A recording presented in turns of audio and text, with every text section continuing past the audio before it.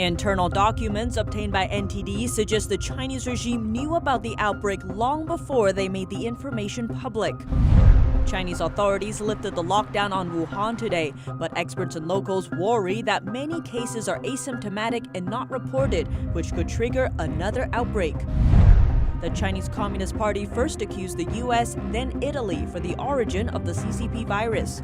近来，美国一些政客把新冠病毒同中国相联系，这是对中国搞污名化。 So who is to blame? Patient zero in 19 countries reveals. At a press briefing on Monday, President Trump questioned a reporter if she works for China.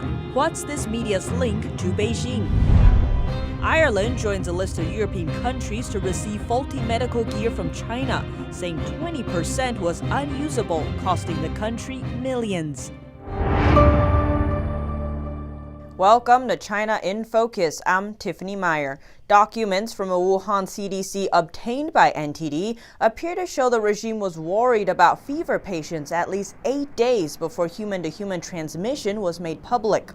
Checking for fever is the most common way to quickly screen patients for CCP virus. The January 12th report shows the CDC asking all hospitals and medical centers in the district to record how many fever patients visited them. A former Chinese doctor tells us this is an unusual request and only happens when there is suspicion of a contagious disease in the area. The first column is a list of hospitals and medical centers. The second column is the total number of patients seen that day. The third column shows how many patients had a fever. In 5 health centers, all patients had a fever. In one hospital, almost half of the patients had a fever. Chinese authorities announced human-to-human transmission on January 20th. That's 8 days after the date on the internal report. A February 8th document from the same district appears to show that not all CCP virus deaths were counted in official figures. The document lists all designated CCP virus patient hospitals in Wuhan. But the list only includes 2 of the 22 medical centers listed in the previous report. But the medical centers that were not included had CCP virus deaths. A third document shows there were at least 8 deaths. These 8 deaths were not counted in the official figure since they were not from designated medical centers. This is just a snippet of information because we don't have all the internal papers. Wuhan is set to lift its lockdown on April 8th, but experts estimate that area currently has at least 10 to 20,000 asymptomatic people. The Chinese regime does not count asymptomatic patients, those who are infected but show no symptoms, as confirmed cases. The chief expert at Wuhan University's Department of Respiratory and Critical Care Medicine says asymptomatic patients are 0.15% to 0.3% of Wuhan's total population. That would mean around 10 to 20,000 people. The number of asymptomatic patients in other countries look to be much higher, leading many to question if Chinese authorities again are covering up the real figure. In Italy, 60 people went to donate blood in a small town in northern Italy. Out of these 60, 40 tested positive for the virus. None of these people had symptoms and all thought they were fine and had been going about their lives as normal before then. They are all now in self-isolation. We previously reported that a lawyer in China has been exposed to a disciplinary punishment by a society of lawyers because she posted an article on Weixin about the long waiting lines at a funeral house in Wuhan. She wrote in the article, "I hope that all people who committed malpractices in this epidemic will be brought to justice as soon as possible and get the punishment they deserve." Now we have the decision of the Lawyer Society from April 3rd. The wording is very similar to the warning to Dr. Li Wenliang, whistleblower of the epidemic, who was silenced by Chinese authorities and later died from the virus. Dr. Li was accused of spreading untrue information and disturbing the order of society severely. This lawyer was accused of making known of unproven phenomena, publishing inappropriate speech, and spreading and provoking dissatisfaction with the government. A netizen wrote, "Under the reign of terror, everyone loses freedom of speech." In Latin America, Brazil is the country hardest hit by the virus, with over 12,000 infections and over 500 dead. A Brazilian minister wrote on Twitter on Saturday, the new virus might help China dominate the world. He wrote, from a geopolitical perspective, who will become stronger from the global crisis? Adding China is the source of the virus outbreak. The tweet has since been deleted. China's ambassador to Brazil responded on Monday, demanding an apology. And in southern China, residents fearing for their lives, and some areas on lockdown again. NTD Xu Rong has more. A video has been circulating online showing what appears to be a village in southern China, with its shops and schools closed due to an outbreak. On April 4th, the Chinese regime's National Health Commission claimed that Guangdong province confirmed new cases, but said the virus was imported from elsewhere. A netizen commented, it said the outbreak is more serious than Wuhan, adding, but the authorities are ready to put the blame to the Africans who've just arrived in Guangzhou. A local business owner told us that since April 4th, they've started to close down some areas in Guangzhou City again because of an outbreak. The interviewee's voice has been distorted to protect his identity. I've been closed for 2 months. Now I'm finally open again, and this happened. The roads aren't open, and the roadside snack bars aren't allowed to open. Mr. Zhou said a couple who own a restaurant were diagnosed with the CCP virus after they showed symptoms. Temperature checking at all entrances is very strict. Going out, we wear a high protection N95 mask. The closures have caused fear among the residents. Now that the epidemic has reached our area, who isn't afraid? Basically, nobody comes out now. Those who come out to do business are risking their lives in order to earn some money. Mr. Zhou said even though businesses were forced to close for 2 months, owners still need to pay rent. It's a major loss, but the government won't give any subsidies. I'm selling vegetables. My business isn't going well. Now many people don't dare to go out and buy food. When they do come out, they buy food for a week. Could you say the situation isn't serious? Reporting by Xu Wenrong, NTD News. After 76 days of isolation, Wuhan has lifted its lockdown. But experts and locals worry it could lead to a second wave of virus outbreaks. For 11 weeks, millions of people were trapped in Wuhan, China due to the outbreak. Today, they are allowed to leave. The lockdown was lifted midnight Wednesday. Local officials have been reporting minimal new cases for weeks and 0 deaths on Monday. But a video posted to social media on Monday shows people with full protective gear carrying a body bag in the night. The netizen who posted the video wrote, in order to complete their task to have 0 infections, the neighborhood covered it up and did not report the death. They dealt with the body at midnight because they do not want to create panic during the day. Politics is above human lives. In a WeChat voice message posted online, a person said in Wuhan dialect that her friend works as a volunteer for a medical team supporting Wuhan. She warned people to be careful because the true situation is not as officials claim.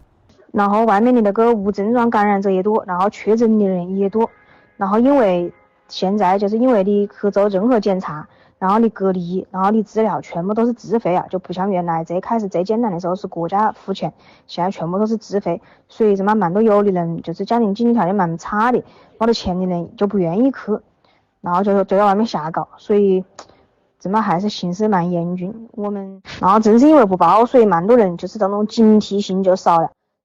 In an interview on Monday with state media, a Wuhan doctor warned there could be 10 to 20,000 infected people in Wuhan who are not showing symptoms, and these people can transmit the virus to others. He said people should still be cautious and avoid going out unless necessary. The interview has since been removed.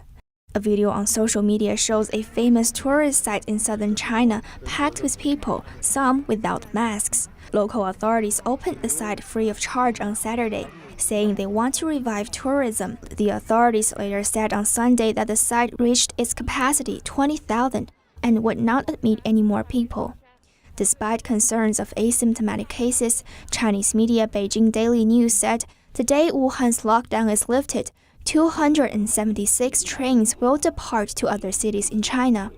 Ticket pre-sales show 55,000 passengers plan to leave Wuhan on Wednesday. In addition, the local aviation administration said over 200 planes will take off on Wednesday, carrying 10,000 people from Wuhan to other parts of China. Penny Zhou, NTD News. The Chinese regime has been accusing first the U.S., then Italy of the origin of the CCP virus. But patient zero in multiple countries, all found to have close ties with Wuhan.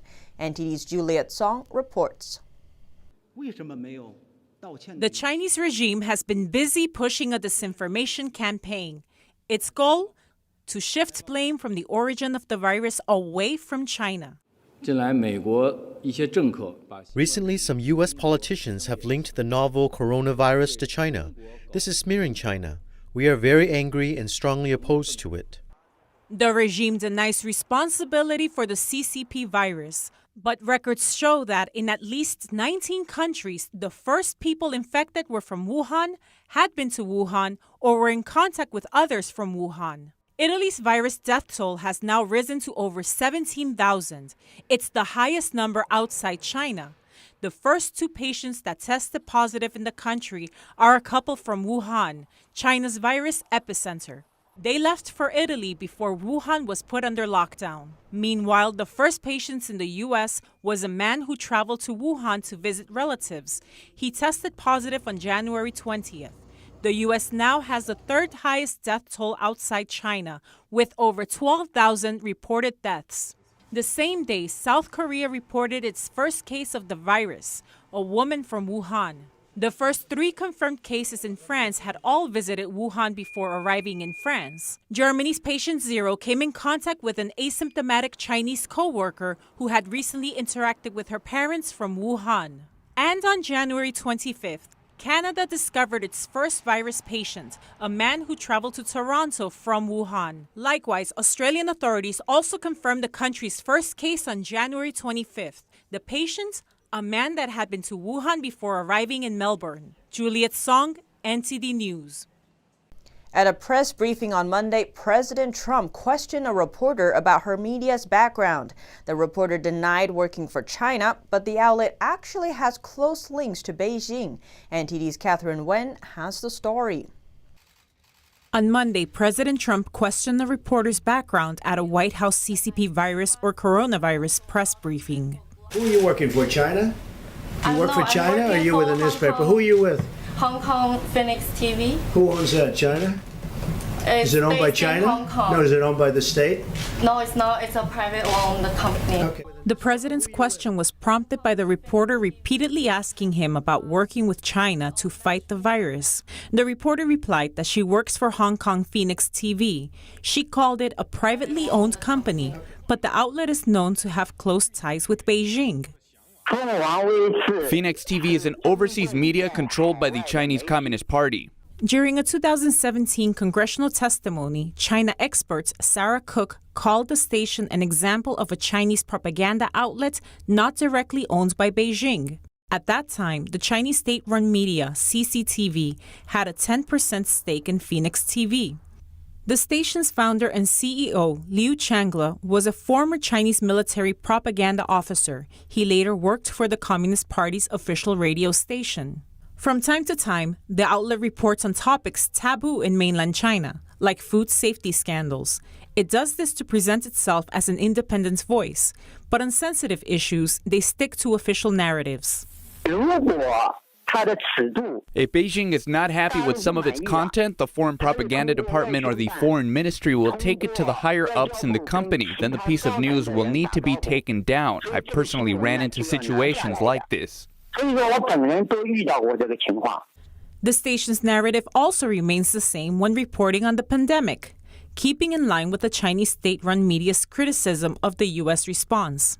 Last week, Phoenix TV wrote on Twitter that, in response to U.S. officials accusing China of concealing information, Chinese Foreign Affairs spokesperson Hua Chunying criticized some U.S. officials, saying they seemed anxious to deflect blame. She also called their actions shameless and immoral.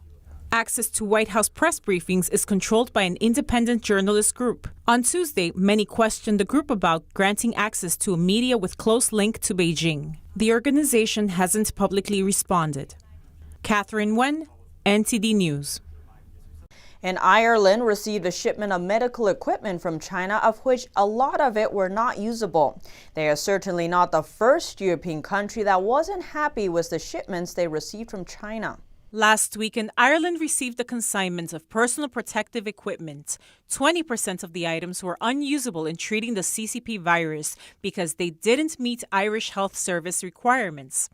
Another 15% were deemed acceptable for use, but only if a preferred product is not available. This category alone is worth over $4 million. The Health Service said they don't want any further deliveries of this kit as part of their ongoing order. The UK revealed on Monday it had received 17.5 million test kits from China that were unreliable when used for patients who aren't severely ill.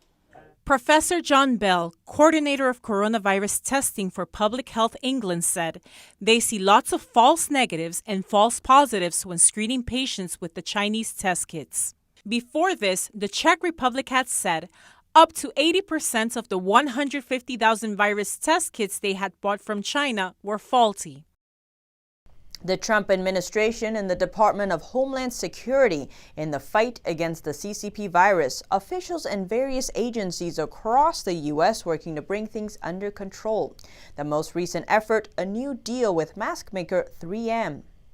President Trump on Monday announced the White House has reached an agreement with manufacturing giant 3M for the delivery of an additional 55.5 million high-quality face masks each month. The deal comes after President Trump invoked the Defense Production Act. Not happy with the amount of N95 masks the company was delivering from the American factory stationed in China, posting in a tweet, "We hit 3M hard today," after seeing what they were doing with their masks, referring to reports that they were exporting many of their masks to other countries. In addition to the deal with 3M, FEMA has committed to spend nearly $4.1 billion on its virus response, the Federal Emergency Management Agency flying in medical supplies from across the world.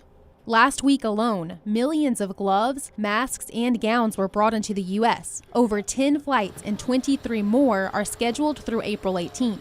Hospitals, healthcare facilities, and nursing homes have first priority. And last week, FEMA sent ventilators from the national stockpile to the hardest-hit states needing it: Michigan, New Jersey, Illinois, Connecticut, and Louisiana, while Customs and Border Protection works to keep critical trade going. Since the end of January, U.S. has brought home over 43,000 American citizens. For those at sea, the U.S. Coast Guard has brought in 1,200 passengers from cruise ships. Beware of false claims from businesses that might be trying to profit off the pandemic. That's the message from LA officials who say one China-based company posed a continuing threat to members of the public with their home test kits. That company agreed to settle outside court with the city on Friday. Officials in Los Angeles say the city is settling a lawsuit against a Chinese company that sold fake home test kits to screen for the new virus. Yacon Genomics advertised its one-step kit for $39, saying it would take just 15 minutes to use, even claiming it was FDA approved. LA City Attorney Mike Fewer, however, says the FDA has not approved any home test kits for the virus. The Chinese-based company agreed to a settlement on Friday. It has to stop advertising and selling test kits and refund anyone who's already bought them. Fewer says several companies have been trying to profit off the new virus. One company selling vitamins online, saying they can prevent people from getting the virus. Or Norwegian Cruise Lines, whose employees told customers that traveling to warmer climates was a safer way to travel and might not endanger them. President Trump asking Congress today to authorize an extra $250 billion in relief funds for small businesses struggling amid the outbreak. Senate Majority Leader Mitch McConnell hopes to approve the funding in the Senate on Thursday. The president asking Congress on Tuesday to provide an additional $250 billion in relief funds to small businesses hit hard by the pandemic. The funds would add to the $349 billion in forgivable loans to small businesses as part of the historic $2.3 trillion stimulus package. President Trump saying the increase is necessary to make sure the funds don't run out. And by the way, we're going to be going for, it looks like, a very substantial increase in the number because we'll be running out of money pretty quickly, which is a good thing in this case, not a bad thing. Small businesses, independent contractors, people who are self-employed, and charities are all eligible if they meet the program's requirements. Over half of the U.S. workforce is employed by small businesses. My administration will continue to take the boldest action in history to bring immediate relief to the small businesses. So when we open up in a hopefully very short period of time, we're back into business. On March 27th, the president signed the CARES Act, which includes the Paycheck Protection Program, primarily designed to keep employees on the payroll throughout the crisis. The U.S. Small Business Administration, SBA, will forgive the loans if employees are kept on the payroll for 8 weeks. The money can also be used for costs like rent and utilities. As of today, SBA has processed over $70 billion in guaranteed loans, which is far greater than we would have ever thought at this time, I think, Steve. I don't think we ever had any number like that in mind.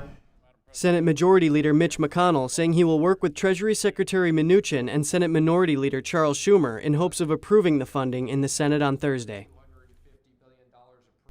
And an update on the hardest hit state in the U.S. New York saw its biggest jump in virus death, but signs of a plateau has the state thinking about how to restart the economy. NTD's Miguel Moreno has more.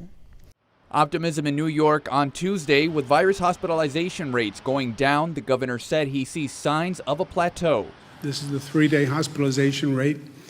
We tend not to look at any one day. Day to day, it's up somewhat, but if you look at the 3-day average, it's moving down. ICU and daily intubations were also way down, but on a sour note, New York also had its biggest death toll over the past day, 731. And as of Tuesday, nearly 5,500 people have died from the disease caused by the CCP virus. Mayor Bill de Blasio said they're eyeing Hard Island in the Bronx for temporary burials in case they need it, but preferred not to speak about it too much. We're going to do everything we can to handle each case one by one, respectfully. And we will be able to deal with whatever's thrown at us. But right now, I just want to leave it at that. To ensure enough beds are available for future patients, President Trump has allowed those who have tested positive to be treated on the USNS Comfort. The president, to his credit, moved expeditiously, called me back yesterday afternoon, said they would make the Comfort non-COVID. Cuomo said the state is now thinking of how to restart the economy. It's also looking to get antibody testing approved by the FDA to find out who has and hasn't had the virus. Miguel Moreno, NTD News, New York. The State Department is telling overseas Americans to find a way home sooner rather than later, or else they face getting stuck abroad. There are fewer commercial flights, and chartered flights won't always be possible. The State Department is telling all Americans living abroad to find a way home as soon as possible. That's if they don't want to get stuck overseas during the pandemic. Get off the fence. It's very simple. Get off the fence. These are individual decisions. People need to decide, am I going to remain where I am for an indefinite period of time, or do I want to go back to the United States? 46,000 Americans have already been repatriated from over 70 countries, but service won't be available forever. If someone decides to wait it out for a week or two before deciding, they might find that decision has been made. But the department isn't just helping Americans. It's also committing $225 million to bolster foreign health systems and support laboratories. That's on top of the roughly $274 million in funding we've already deployed to 64 countries across the globe. No country can match this level of generosity. Among a range of global initiatives, public service announcements about fighting the virus have also been translated and distributed in 50 languages. We're always looking for opportunities to partner with the private sector, one of the most powerful force multipliers of our nation. One example is a partnership in Nigeria to reach more than 1 million citizens per day with messages on how to stay safe during the pandemic. Some auto insurance companies are giving money back to their customers because people are driving less during the pandemic. Allstate says it will refund about 15% of premiums paid by customers in April and May for a total of $600 million. American Family Insurance says it's giving back about $50 per car for a total of $200 million. Both insurance companies say they are expanding coverage for customers who use their own vehicles to deliver food and medicine during the virus outbreak. It's unclear if other insurers will follow suit, but Progressive says it is exploring options. The pandemic is taking a physical and emotional toll on New York City's paramedics and first responders. Juan says he has never seen anything like this during his 17 years of service. China reported 0 deaths yesterday. It's the first time it's done so since the beginning of the outbreak, a magnificent milestone if true. But U.S. intelligence officials recently called suspect to China's reported virus figures. Just a few days ago in China, an entire city was put under lockdown to stop the spread of the virus. Officials have not yet released details on how many there are infected. Wuhan residents, where the virus first began, are still not allowed to travel to Beijing. In fact, many neighboring provinces also won't accept them because they don't believe the outbreak is under control there. Even state media and Chinese netizens aren't making much noise about 0 deaths. It's not even a trending topic on social media. The ruling Chinese Communist Party wants people to go back to work to support the economy. It plans to lift the lockdown in the epicenter, Wuhan, on Wednesday. Little Caesars is donating 1 million pizzas to first responders in the next few weeks as the virus pandemic continues. The pizza chain says pies will be donated to hospitals, police departments, and fire departments. The Give Back kicks off Tuesday at the Detroit Medical Center in the company's hometown. Little Caesars says these donations could serve up to 4 million meals. And starting next Monday, customers can also get in on the action. When they use the Little Caesars app or order online, they have the option to pie it forward and donate a pizza to a nearby hospital or first responders. Here at China in Focus, we bring you first-hand information from inside China. Don't forget to subscribe for the latest updates.